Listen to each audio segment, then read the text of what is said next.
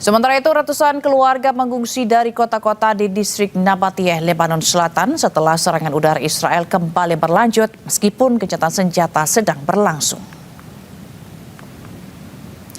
Lalu lintas di jalan-jalan menuju kota pesisir Saida dipadati ratusan keluarga yang mengungsi meninggalkan Nabatiyeh dan kota-kota sekitarnya pada hari Minggu.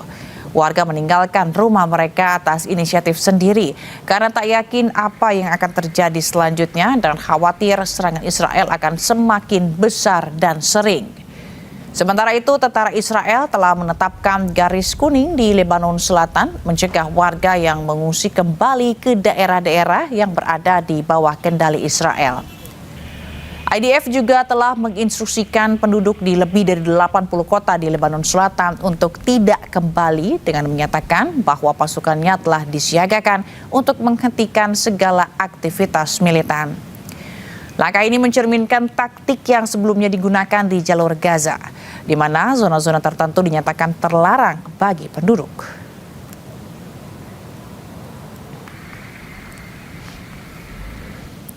Sementara itu, ribuan warga Beirut, Lebanon mengungsi di tenda darurat di sebuah area parkir. Hal ini terjadi meski gencatan senjata Zionis Israel dan Hizbullah masih berlangsung.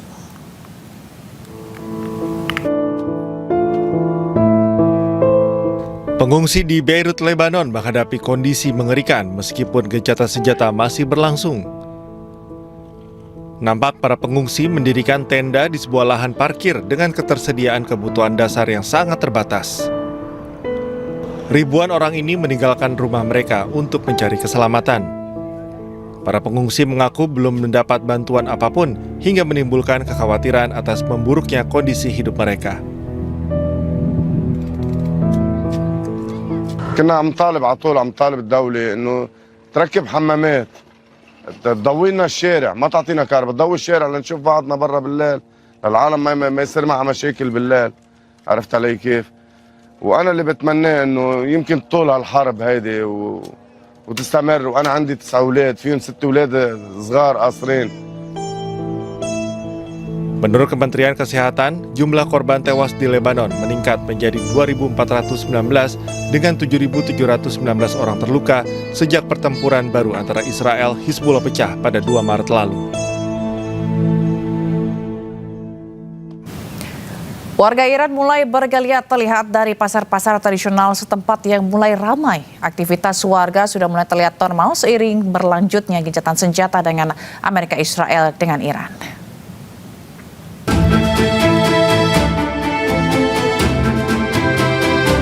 Hari Minggu waktu setempat, pasar Tajris, Teheran, Iran terpantau ramai dan orang-orang mulai beraktivitas seperti biasa.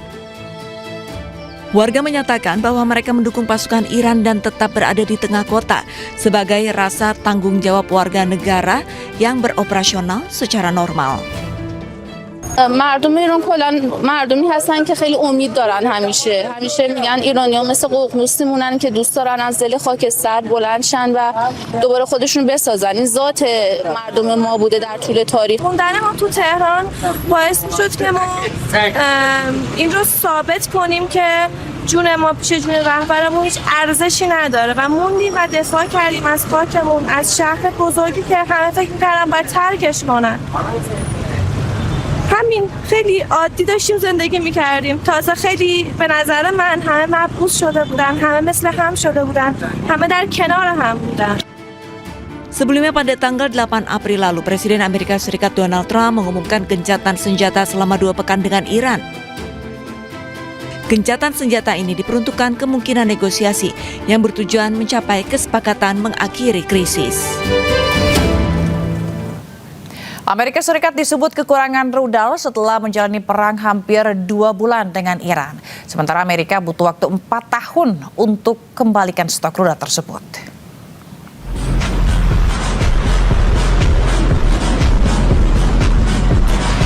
Perang melawan Iran, Amerika Serikat disebut kehabisan rudal. Hal ini diungkap Pusat Penelitian Kebijakan Publik Internasional atau CSIS. Tahun 2026 sebelum perang, Amerika Serikat punya 90 stok rudal. Kemudian Amerika menggunakan 45% dari stok tersebut saat perang melawan Iran. Sementara stok tahun ini sebelum perang, Amerika punya 23.000 rudal Patriot. Amerika menggunakan hampir 50% rudal Patriot untuk menyerang Iran.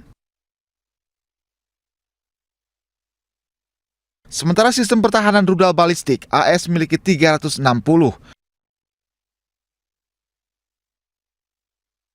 Dari jumlah ini, AS menggunakan lebih dari 50% saat lawan Iran.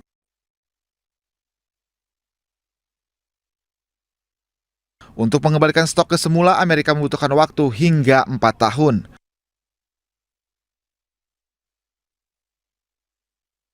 Berkurangnya persediaan rudal ini akan berpengaruh terhadap kekuatan militer dan akan untungkan pihak lawan.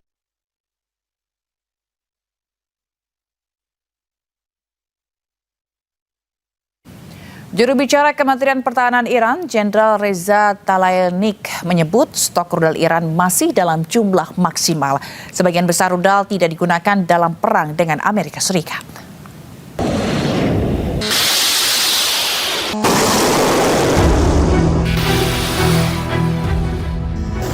Konflik AS Israel dan Iran telah berlangsung selama 8 pekan. Juru bicara Kementerian Pertahanan Iran, Jenderal Reza Tlaibnik, mengatakan stok rudal Iran dilaporkan masih dalam jumlah maksimal.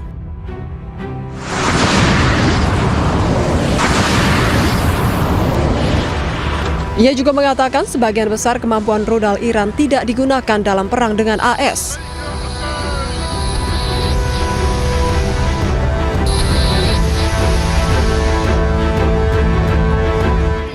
Pasukan militer Iran mempertahankan superioritas udara penuh atas wilayah Israel sepanjang perang. Diketahui Iran telah mengembangkan lebih dari 3.000 rudal balistik, mulai dari rudal jarak pendek hingga jarak jauh. Ya, sementara itu pemirsa, Iran dikabarkan menawarkan pembukaan kembali Selat Hormuz sambil menunda negosiasi nuklir ke tahap selanjutnya. Pihak Gedung Putih menyatakan Presiden Donald Trump sedang mendiskusikan kembali tawaran tersebut.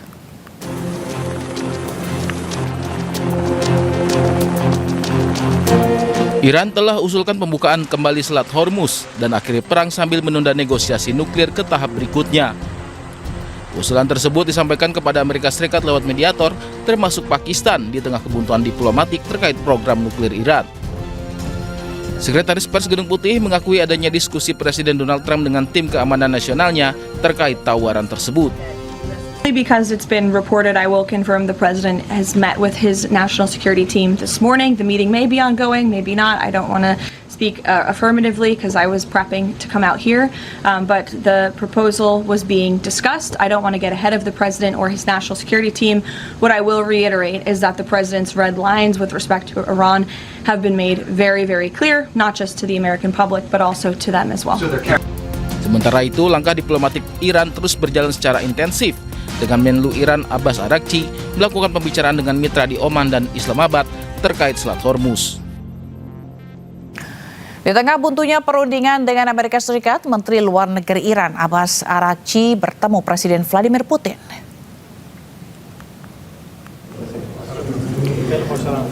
Tiba di Saint Petersburg, Menlu Araghchi mendapat sambutan hangat dari Presiden Rusia Vladimir Putin dan Menlu Rusia Sergei Lavrov.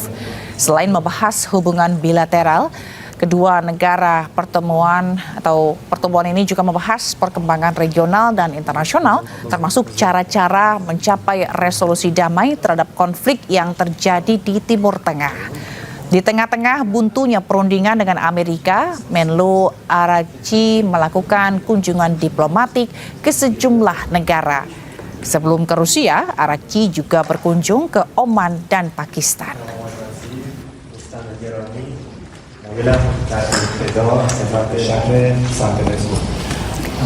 Dalam kunjungan diplomatiknya ke Rusia, Menteri Luar Negeri Iran Abbas Araghchi menyebut tuntutan Amerika Serikat berlebihan hingga menyebabkan perundingan buntu. Iran juga membahas situasi terkini Perang Timur Tengah, termasuk kondisi Selat Hormuz.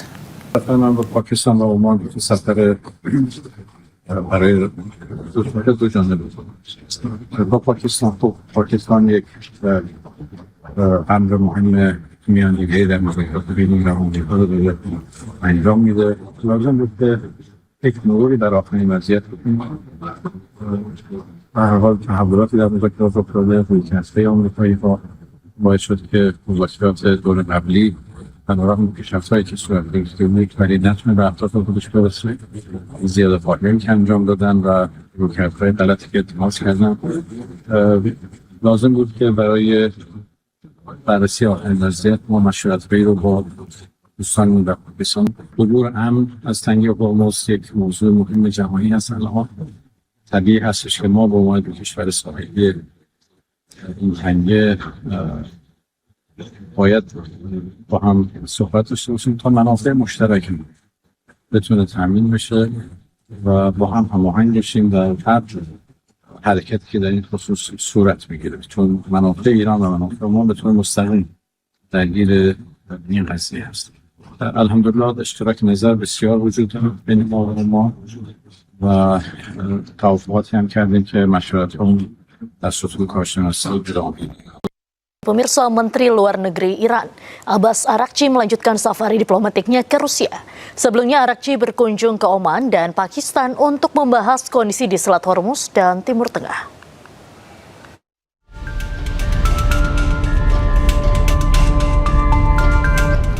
Menteri Luar Negeri Iran Abbas Araghchi tiba di Rusia. Kedatangannya kali ini merupakan bagian dari safari diplomatik untuk mencari solusi keamanan di Selat Hormuz dan kawasan Timur Tengah. Rencananya Araghchi akan bertemu Presiden Rusia Vladimir Putin dan Menteri Luar Negeri Rusia Sergei Lavrov. Pertemuan akan membahas kondisi Selat Hormuz dan Timur Tengah yang terus memanas. Sebelumnya, Araghchi berkunjung ke Oman dan Islamabad, Pakistan. Di Oman, Araghchi bertemu Sultan Oman, Haitham bin Tariq di Istana Al-Baraka, Muscat, membahas situasi yang berkembang dan upaya diplomatik untuk mengakhiri konflik yang sedang berlangsung.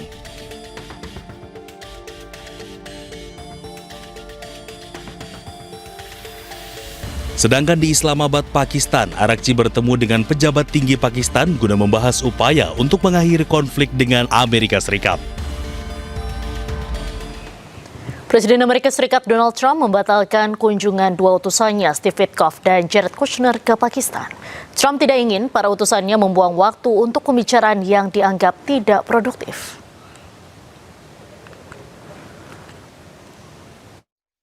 Presiden Amerika Serikat Donald Trump mendadak membatalkan rencana pengiriman delegasi tingkat tinggi ke Islamabad, Pakistan.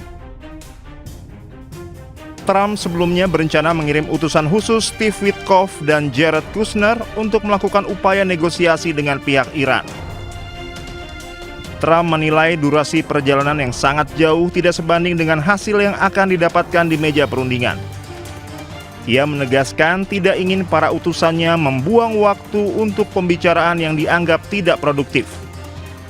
Trump juga memastikan posisi diplomatik Amerika Serikat saat ini sangat kuat. Amerika Serikat tidak memiliki kepentingan mengejar pihak Iran dan lebih memilih menunggu langkah Teheran. Deal with whoever runs the show. They don't know. They are fighting with each other. There's tremendous infighting. They're probably fighting for leadership. In many cases, I think they're fighting not to be the leader because we knocked out 2 levels of leaders. But I'll deal with whoever we have to. But there's no reason to wait 2 days, have people traveling for 16, 17 hours. And we're not doing it that way. We'll do it. When they want, they can call me. We have all the cards. We've won everything. We have all the cards. Sementara Menteri Luar Negeri Iran Abbas Araghchi mengakhiri kunjungannya ke Islamabad, Pakistan dan melanjutkan lawatannya ke Oman dan Rusia. Di Islamabad, Araghchi bertemu Kepala Militer Pakistan Asim Munir yang menjadi mediator kunci, kemudian Perdana Menteri Pakistan Shehbaz Sharif dan Menlu Pakistan Ishaq Dar. Pemirsa, Israel membebaskan 15 warga Gaza Palestina yang ditahan melalui penyeberangan Kerem Shalom Minggu siang. Kebebasan belasan warga ini disambut haru keluarga. Warga dan keluarga bersorak gembira saat satu persatu tahanan warga Gaza keluar dari mobil palang merah. 15 warga Gaza ini akhirnya dibebaskan dari tahanan Israel. Keluarga pun memeluk 15 warga Gaza ini meluapkan kerinduan mereka. Mereka kemudian dipindahkan ke rumah sakit Al-Aqsa untuk dirawat karena terluka akibat kekerasan dan kelaparan.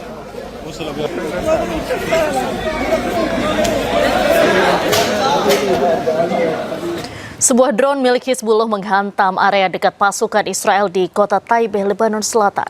Insiden ini terjadi saat pasukan Israel tengah melakukan evakuasi terhadap prajurit yang terluka.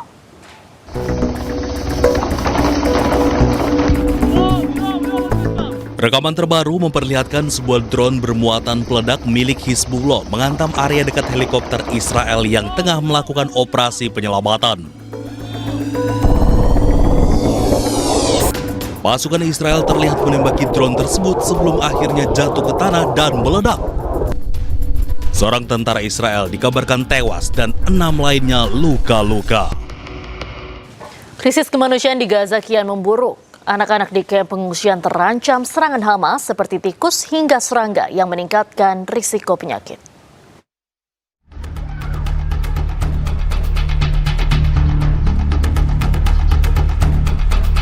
Inilah kondisi di kamp pengungsian di kota Gaza, Palestina. Lokasi pengungsian yang kotor membuat tikus berkeliaran di antara tumpukan sampah dan air limbah. Hal ini membuat risiko penyakit semakin tinggi, terutama bagi anak-anak. Kondisi tenda yang rapuh, banjir, serta cuaca yang dingin membuat pengungsi kesulitan mendapatkan perlindungan yang layak. Salah satu pengungsi mengatakan, sebelumnya tikus hanya ada dalam jumlah yang sedikit. Karena makanan langka, kini jumlahnya meningkat pesat. انتشار القوارض هذه كانت موجودة لكن بقت خفيفة. ليش؟ لعدم الغذاء للجردان هذه. لما زاد الأكل للجردان هذه كترت وكبرت في نفس الوقت. ووقتها التفقيس تاعها ولادتها فانتشرت بصورة غير شكل. فالجردان صاروا بدالهم هم صغار هالقد لوحدها هالقد. وتم تفقيس على هذا المزابل لأنه فيش أي نوع من السموم اللي تقتل هذه الجردان وتخلصنا منه. Menurut UNRWA, hampir 1,9 juta warga Palestina di jalur Gaza mengungsi sejak Oktober 2023 silam. Sejumlah besar kapal terdampar di Teluk Panama karena penutupan Selat Hormuz di tengah konflik Timur Tengah. Imbasnya terjadi lonjakan lalu lintas melalui terusan Panama.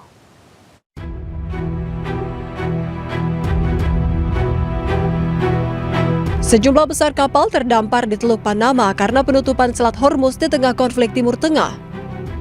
Kapal dagang, kapal pesiar, perahu layar, dan kapal sipil lainnya menunggu untuk melintas di Teluk Panama. Konflik bersenjata di Timur Tengah antara Amerika Serikat, Israel, dan Iran meningkatkan jumlah kapal yang mencoba mengakses terusan tersebut.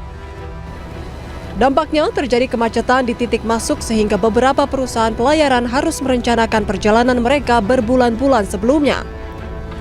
Otoritas kanal telah merespons dengan menawarkan slot transit menit terakhir melalui lelang yang harganya juga naik karena tingginya permintaan sehingga menciptakan model bisnis baru. Lo que hay que entender es que en estos momentos están dos elementos trabajando. El primer elemento es la logística, tratando de llevar la carga hacia donde se necesita. El segundo elemento es que el canal de Panamá, por ser una distancia, tiene un factor geográfico.